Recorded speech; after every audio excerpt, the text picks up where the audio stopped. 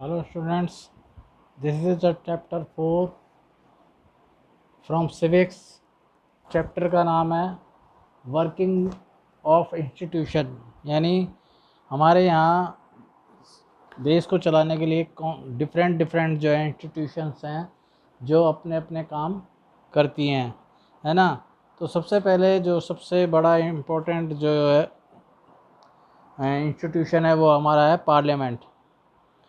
तो सबसे पहले हम पढ़ेंगे major power and the function of the parliament, कि पार्लियामेंट के जो काम हैं वो क्या हैं और क्या उसके फंक्शंस हैं। तो सबसे पहले लेजिस्लेटिव पावर, कि जो पार्लियामेंट की जो लेजिस्लेटिव पावर है वो क्या होती है। The parliament can make law on the on all other subject which have been given to the union list, यानी वो उन सारे सब्जेक्ट्स के ऊपर काम करती है जो यूनियन लिस्ट में हैं। And the concurrent list under certain case it can be make law on two subject which have been given in the state list. और कई बार जो है वो जो कॉन्करेंट लिस्ट है, समवर्ती सूची है, उसमें से भी, और अगर उसको ज़रूरत पड़े तो वो स्टेट के जो लिस्ट उसके पे भी कानून बना सकती है। दूसरा है कंट्रोल ओवर द फाइनेंस, यानी पार्लियामेंट का काम है कि वो फाइनेंस के ऊपर भी कंट्रोल रखे।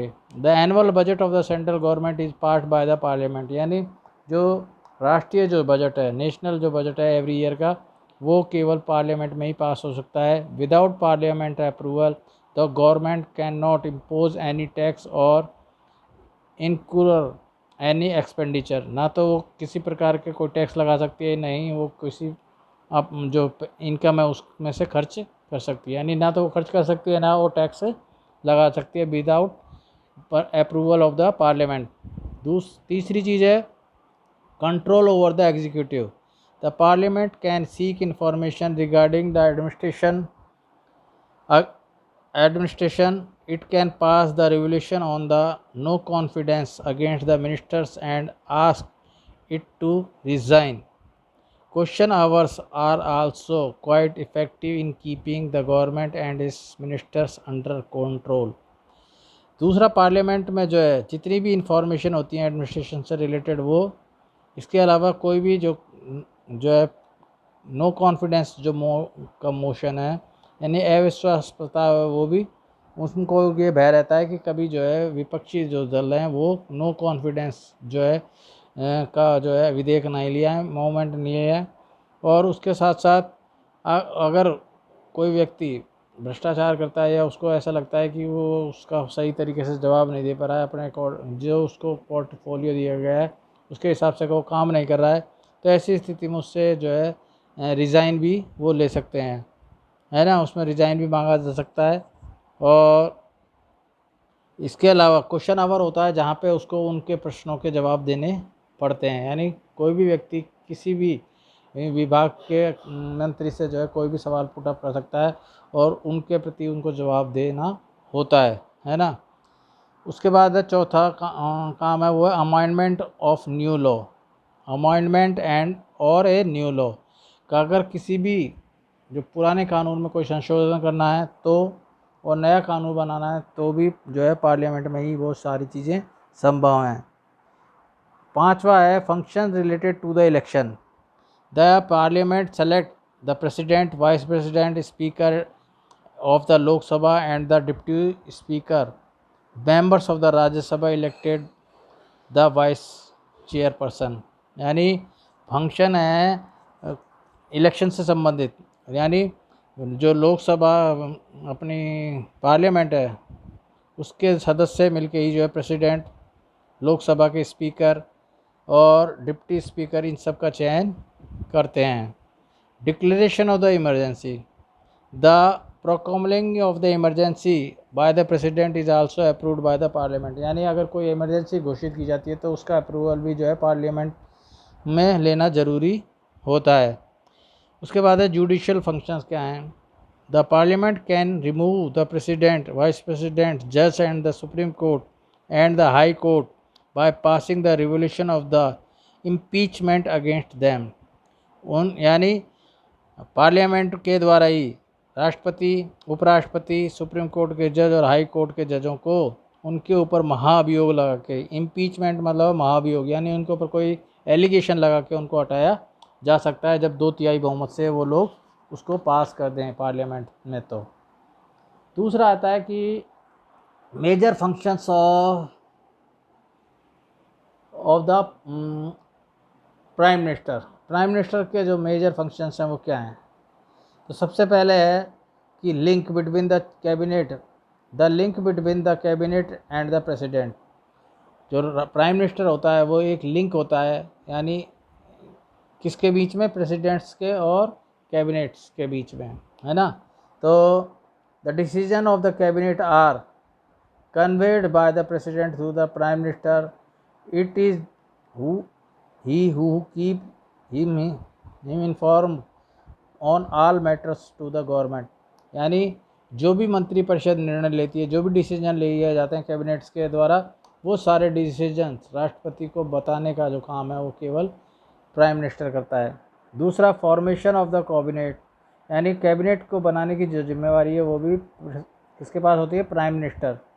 Prepares the list of the council of the minister and send it to the president. और वो अपने मंत्रियों की लिस्ट बना के राष्ट्रपति के पास भेजता है, और उसके बाद जो है he can refusal his council of the minister when ever he like.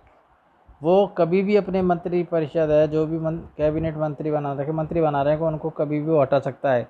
He can also ask any minister to resign. वो किसी भी मंत्री से इस्तीफा भी ले सकता है।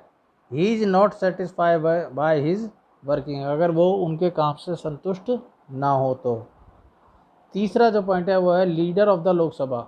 जो प्राइम मिनिस्टर है वो लीडर होता है लोकसभा का। The prime minister presides over the meeting of the cabinet. वो सारे कैबिनेट की जो है उसकी मीटिंग लेता है। He maintain coordination between the different department of the government. और वो आपस में एक दूसरे के जो डिफरेंट डिपार्टमेंट हैं उनके बीच में कोऑर्डिनेशन का काम भी करता है। फिर है चौथा point, foreign affairs. The prime minister play an important role to in the management of foreign affairs. यानी विदेशी मामलों को सुलझाने या उनसे किस तरीके से संबंध रखा जाए, ये सारी चीज़ें भी प्राइम मिनिस्टर करता है। ही formulated the internal and external policy of the country. वो देश की आंतरिक और बाहरी जो पॉलिसीज़ है, सुरक्षा की पॉलिसी है या मित्रता की पॉलिसी है, वो फॉर्मुलेट करता है, बनाता है। उसके बाद है leader of the party. Prime minister जो होता है मेनली वो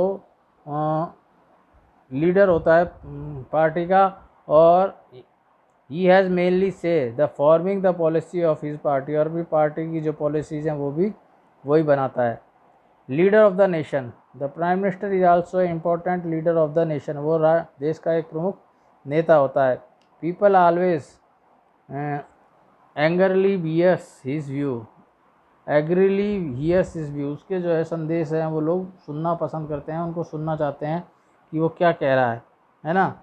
his views related to any internal और external policy are heard more carefully. उसकी जो क्या योजनाएं हैं अपने देश के लिए और बाहरी देशों के लिए क्या योजनाएं, उनको लोग बड़ी गौर से सुनते हैं और उसमें इंटरेस्ट भी लेते हैं। तो ये दो जो है चीज़ें हो गई हमारी कि क्या क्या जो है काम करते हैं।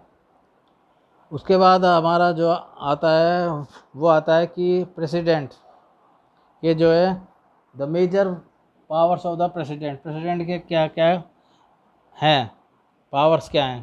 पहला है administrative head.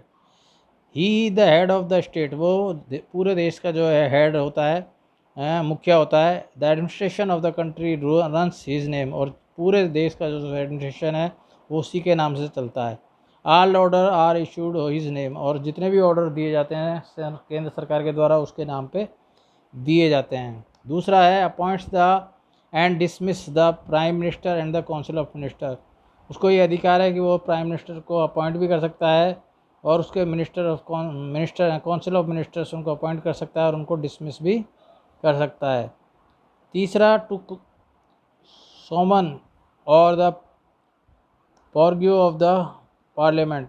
The summons both house of the parliament of the session. He direct a joint session of the both house to be held. He can be also prorogue of the parliament, यानी वो जो है दोनों सदन, जब भी राज्यसभा और लोकसभा के साउंड जब इलेक्शन होते हैं, मेन इलेक्शन, उसके बाद जो है उनकी जो है सदन को बुलाने का अधिकार भी राष्ट्रपति को होता है। ही डिजॉल्व द लोकसभा, और प्रेसिडेंट जो है जब उनकी अवधि पूरी हो जाती है, 6-5 साल का कार्यकाल पूरा हो जाता है लोकसभा का, और या उनको लगता है कि वो बीच में बहुमत में नहीं है पार्टी, तो वो उस लोकसभा को डिज़ोल्व भी कर सकता है।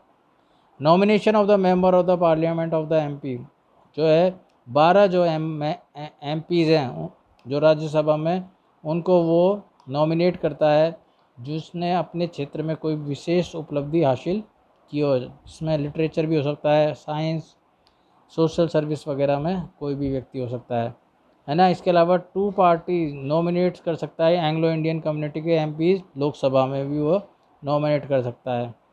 Assign to the legislation, the president assign the bill of the necessary to become a law, और दूसरा राष्ट्रपति के साइन के बिना कोई भी जो विधेयक है वो कानून नहीं बन सकता। तो ये आज हमने 3 चीज़ें पढ़ी कि कौन कौन सी इंस्टीट्यूशन है, उनकी क्या पावर है, राष्ट्रपति की क्या पावर है, प्राइम मिनिस्टर की क्या पावर है, ये सारी चीज़ें आज हमने देखी, पार्लियामेंट की, प्राइम मिनिस्टर की और प्रेसिडेंट की पावर। ओके, अगला टॉपिक हम बाद में लेंगे, दूसरे टॉपिक में हम दूसरा टॉपिक लेंगे। Okay, thank you.